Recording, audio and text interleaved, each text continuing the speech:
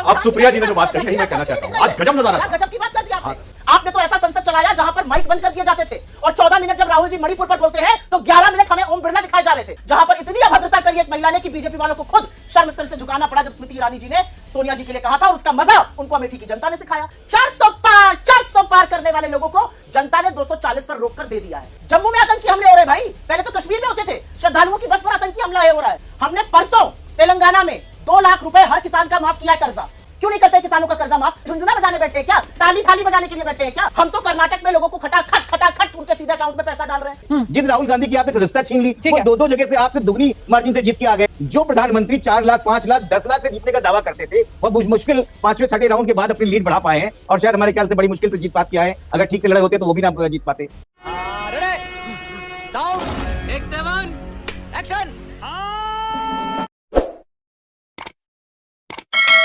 18वीं लोकसभा का शुभारंभ का मौका था। आज तो सिर्फ जो नए चुनकर आए सांसद हैं उनको एक तरीके से शपथ ही लेनी थी, लेकिन इसका आगाज भी विपक्ष ने विरोध प्रदर्शन के साथ करना जरूरी क्यों समझा? बिल्कुल भी विरोध प्रदर्शन के साथ करना नहीं समझा।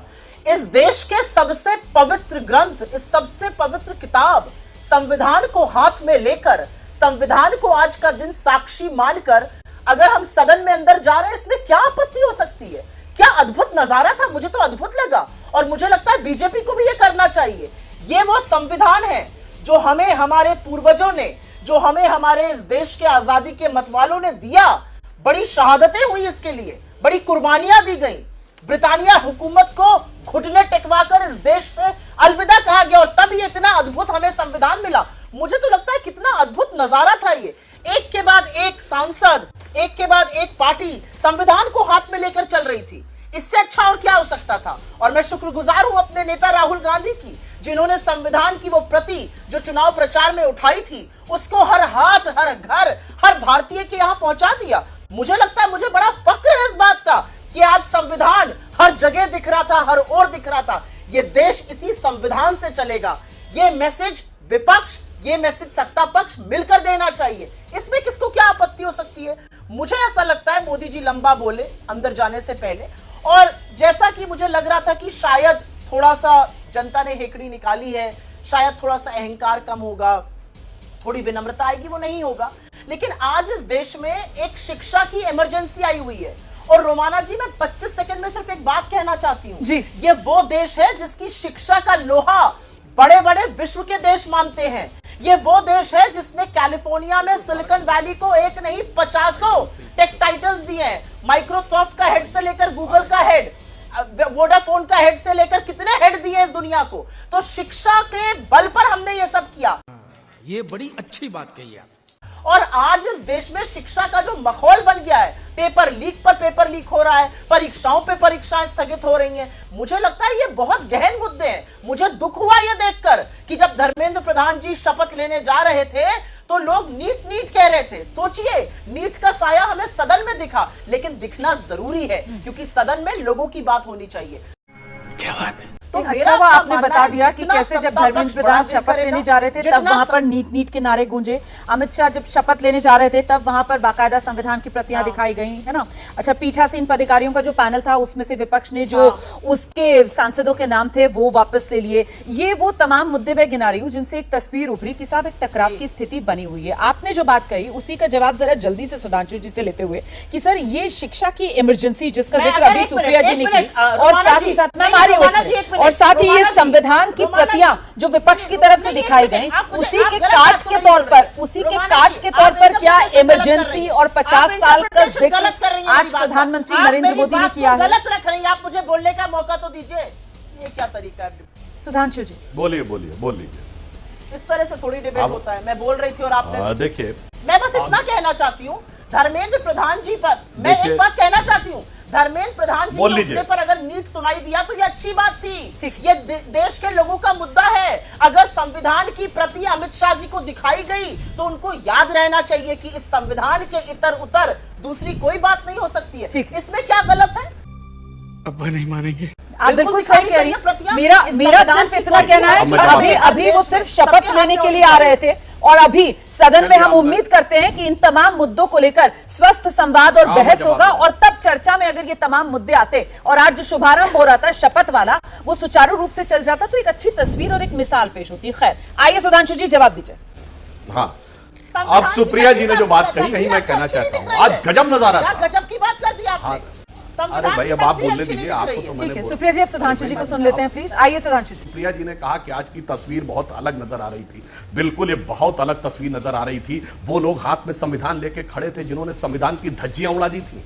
इसी 25 जून को इस देश में वो स्थिति बनी थी कि सारा विपक्ष जेल में था, वो तो छोड़िए, नागरिकों के अधिकार समाप्त कर दिए गए थे। पुलिस आकर आपको जेल में डाल देगी और आप कोर्ट नहीं जा सकते थे। चल झूठा।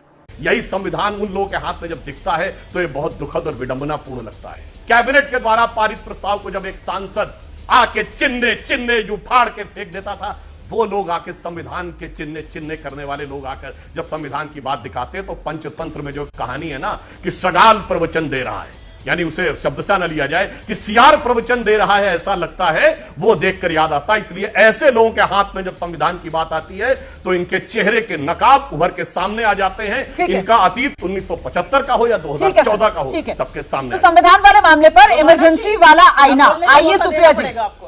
अब अन्यथा तो मेरी भी बात ना ली जाए, जब आपने सियार शब्द का प्रयोग कर लिया है तो मैं भी पंचतंत्र की उस सियार की याद दिलाना चाहती हूँ जो रंगी पुती एक छवि बनाई गई थी, बारिश हुई, सारा रंग निकल गया। अब क्या हुआ है ये तो आप मुझसे बेहतर जानते हैं। आपने सियार बोला तो जस्ट रिटर्निंग द फेवर है, आप भी अन्यथा इसको मत लीजिएगा। रंगी पुती छवि, रंगा पुता जो रंग था वो बेरंग हो गया, छवि दुनिया के सामने निखर के आ गई। मैं भी पंचतंत्र की उसी सियार की कहानी सुना रही हूँ जिसकी आप सुना रहे थे।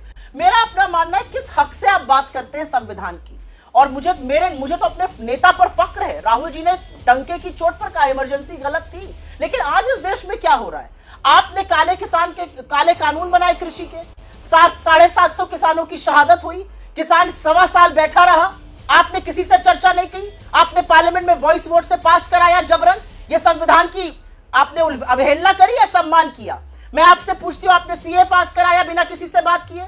आपने एक महिला सांसद को, आपके सांसद ने वैशाली की नगर वधू कहा, आपने षड्यंत्र रचकर 2 सांसदों को डिस्क्वालीफाई कराया, एक को सस्पेंड कराया, भला हो सुप्रीम कोर्ट का जिसने राहुल जी का डिस्क्वालिफिकेशन यू टर्न किया। आपने तो ऐसा संसद चलाया जहां पर माइक बंद कर दिए जाते थे, और 14 मिनट जब राहुल जी मणिपुर पर बोलते हैं तो 11 मिनट हमें ओम बिड़ला दिखाए जा रहे थे। आपने तो वो सदन चलाया जहां पर इतनी अभद्रता करी एक महिला ने कि बीजेपी वालों को खुद शर्म सिर से झुकाना पड़ा जब स्मृति ईरानी जी ने सोनिया जी के लिए कहा था, और उसका मजा उनको अमेठी की जनता ने सिखाया। आपने तो वो सरकार चलाई जहां पर लखीमपुर नरसंहार के मुख्य अभियुक्त हत्यारे के पिता को आप गृह राज्य मंत्री बनाए रहे, देश की जनता ने उसको नकार दिया और उसको हरा दिया।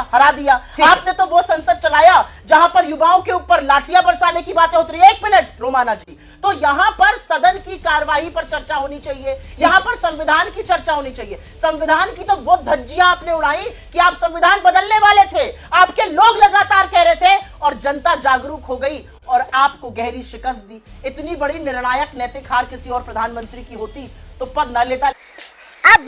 मुझे ये तस्वीर आज बहुत अच्छी लगी। ये मेरे देश के संविधान की और मेरे देश के लोकतंत्र की ताकत है। नरेंद्र मोदी जी चुनाव के दौरान एक बड़े चैनल के इंटरव्यू में पूछ रहे थे कौन राहुल? अरे वही राहुल जिसने आपकी रातों की नींद और दिन का चैन खत्म कर दिया था, जिसने इस देश की जनता को एकजुट करके खड़ा कर दिया, जिसने आपकी तानाशाही को समाप्त कर दिया। आज मोदी जी घूमकर प्रणाम करते हैं। प्रणाम राहुल जी, बहुत अच्छी तस्वीर है। यही होना चाहिए सदन में, यही संस्कार है, यही संविधान है और यही लोकतंत्र की ताकत है। कौन राहुल जी से प्रणाम राहुल जी कहना पड़ा, अच्छी बात है। इतनी सहृदयता, इतना चलिए, तो प्रधानमंत्री नरेंद्र मोदी की विनम्रता की गवाही सुप्रिया सुनीत खुद ही दे रही हैं आज नेशनल चैनल पर। मैं जरा जल्दी से एक रिएक्शन लेती हूँ राजीव जी। विनम्रता की नहीं दे रही हूँ, बता रही हूँ कि कौन राहुल कहने वाले लोग। आज ये करना पड़ रहा है और विनम्रता भी दिख रहा है, इससे शिष्टाचार और विनम्रता भी दिख रहा है। नौकरी के नाम पे गिरी कर रहे हो तुम। तो सुप्रिया जी, मतलब चुनाव तो खत्म हो गया, अब जब संविधान पर बात होगी तो फिर बीजेपी तैयार है संविधान के मुद्दे पर ही पलटवार करने के लिए, और एक के बाद एक वो अलग अलग आपको इवेंट्स याद दिला रहे हैं, उसके जरिए वो आईना दिखाने का काम कर रहे हैं। और क्या लग रहा है, कहीं ये संविधान वाला मुद्दा उल्टे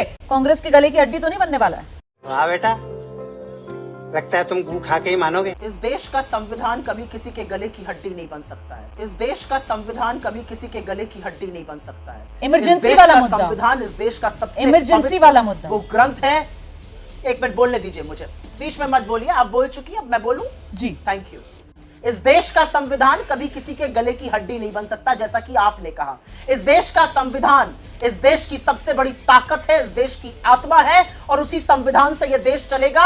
यह बहुत बड़ा मैसेज 400 पार करने वाले लोगों को जनता ने 240 पर रोककर दे दिया है।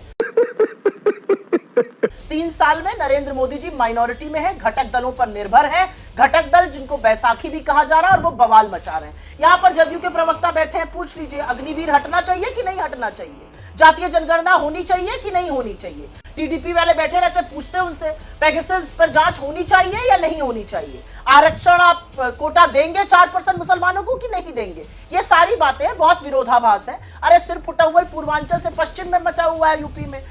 वसुंधरा राजे कह रही है उंगली काट रहे हैं सीनियर लीडर्स की, जिनको उंगली पकड़ के चलाना सिखाया था। शिवराज सिंह जी का बेटा कह रहा है मेरे पापा असल में नेता है, दिल्ली उनके आगे झुकता है। मेरा मुंह मत खुलवाइए अपनी अंतरकले पे, वो आपकी अंतरकले। यहां पर कहा गया बीजेपी तैयार है, बीजेपी हर चीज के लिए तैयार है सिवाय सुशासन करने के लिए। नीट का पेपर लीक होता है, धांधली होती है, बीजेपी कुछ नहीं कर पाई अभी तक, अनिश्चितता बनी हुई है। उसके बाद नेट का पेपर लीक हो गया, सीएसआईआर का पेपर स्थगित कर दिया गया, नीट पीजी 12 घंटे पहले स्थगित हो गया। चलिए आगे बढ़ते हैं। रेलवे तबाह कर दिया है इंडियन रेलवे को। बालासोर का कांड हुआ था 1 साल बाद, इसी महीने जून में फिर से कांड हो जाता है जलपाईगुड़ी में। क्या कर रहे हैं पता नहीं, रील बनाने में मस्त है रेल मंत्री। आते हैं, अब बात करते हैं जम्मू कश्मीर की। क्या कर रहे हैं अमित शाह भाई? धूल झोंकने के लिए मणिपुर पर मीटिंग कर रहे हैं। प्रधानमंत्री को कब भेजेंगे मणिपुर? 1 साल हो गया है।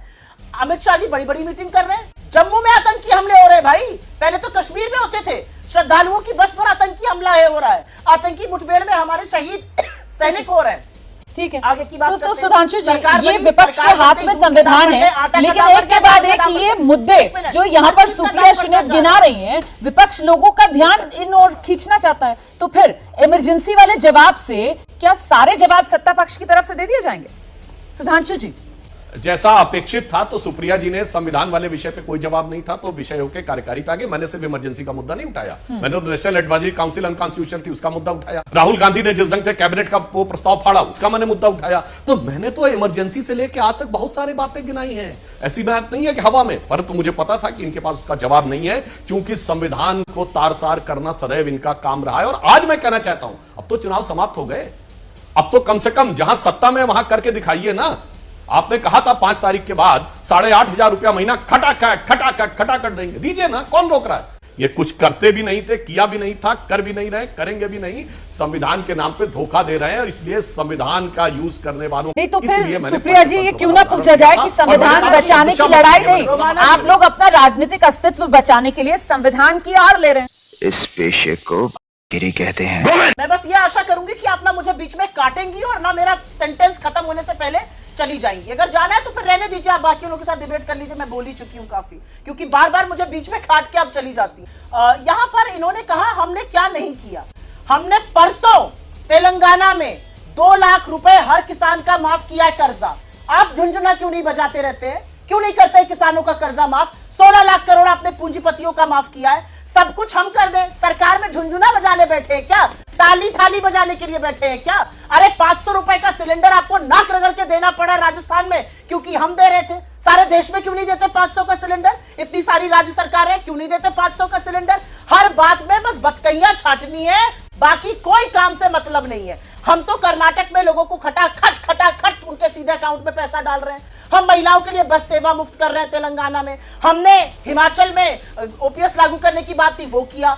हम तो हर चीज कर रहे हैं, आप क्या कर रहे हैं? दुनिया और देश ये जानना चाहता है। आप सिर्फ बतकैया छाटते हैं। और मुझे यहां पर एक बात बोलते हुए थोड़ा सा खेद होता है। मुझे लगा था कि इतने बड़े चुनाव के बाद, जहां पर प्रधानमंत्री म से मटन, म से मुसलमान, म से मुर्गा, म से मछली, म से बोलते थे मुजरा, म से मंगलसूत्र, प्रधानमंत्री को म से मणिपुर याद नहीं आ रहा है, म से महंगाई नहीं बोल पा रहे हैं मोदी जी। एक शब्द महंगाई का मुंह पे नाम नहीं आता है।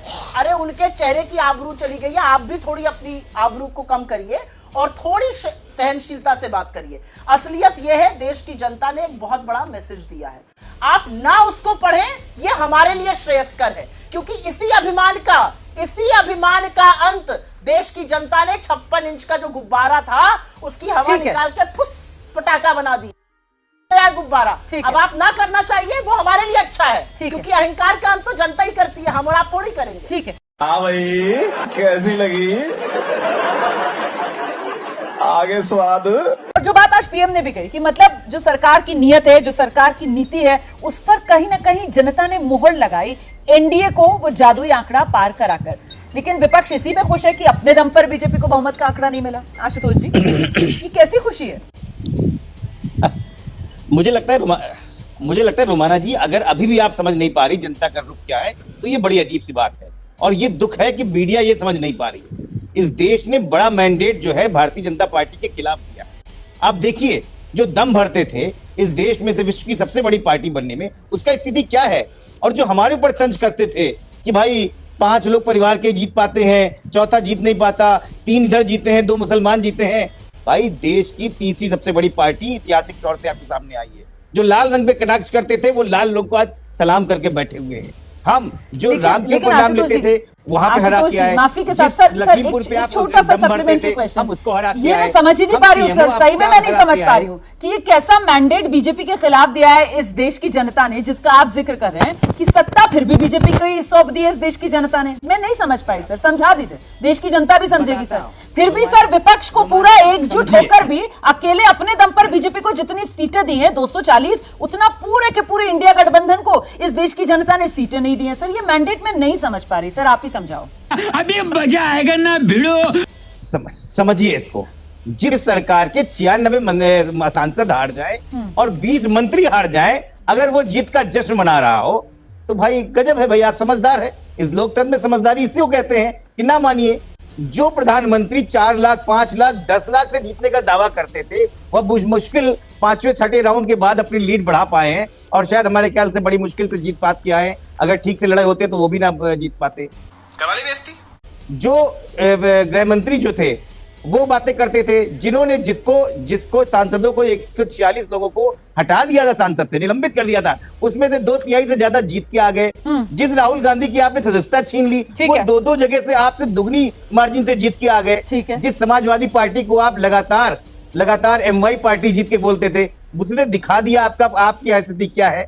आप अभी भी अगर नहीं समझ सकती हैं तो कुछ रहिए बैसाखी वाली सरकार पे। 5-6 महीने की बात है, ये सरकार चलने वाली सरकार जब कह रहे हैं तो फिर आप खुद को भी उसी बैसाखी की कतार में खड़ा कर रहे हैं अपने गठबंधन में। खैर कोई बात नहीं, अगर आपको अपने लिए भी बैसाखी शब्द अच्छा लग रहा है। लेकिन हाँ, जो बात आपने कही है दम है उसमें। जवाब लेंगे सुधांशु जी से और जानते हैं सुधांशु जी से कि क्या सुधांशु जी फिर मतलब बीजेपी ने इस एनडीए सरकार के जरिए अपने लिए कांटों का ताज चुन लिया है क्या सर?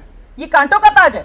देखिए, बहुत विचित्र तर्क है कि जिस गठबंधन को स्पष्ट बहुमत मिला है 294, वो तो बैसाखियों वाली सरकार है, और 99 वाली पार्टी जो है वो बैसाखियों पे नहीं खड़ी है, वो तो आसमान में खड़ी हुई है।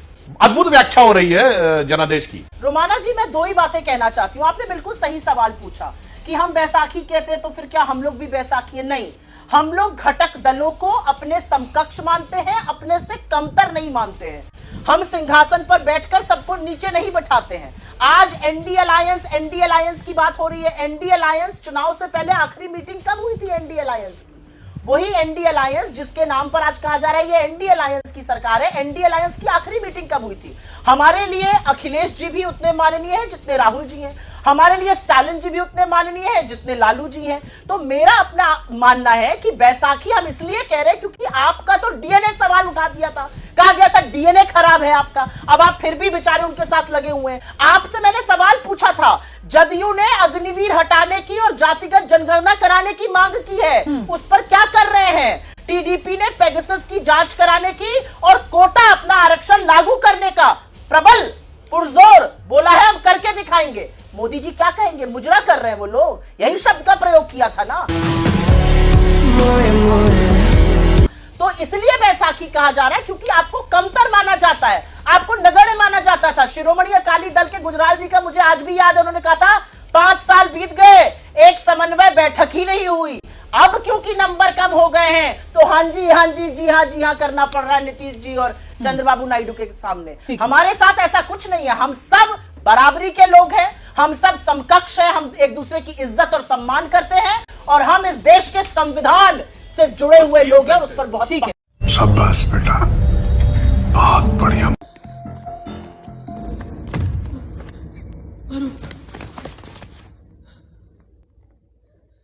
क्या हुआ?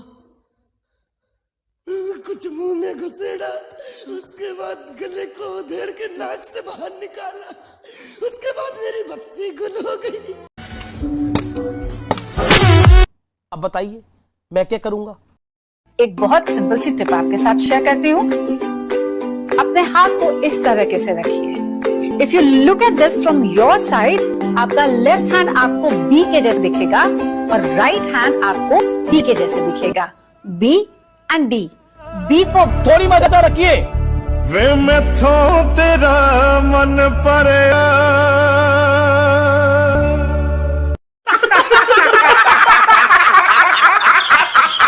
खत्म। Bye bye, tata, goodbye, गया।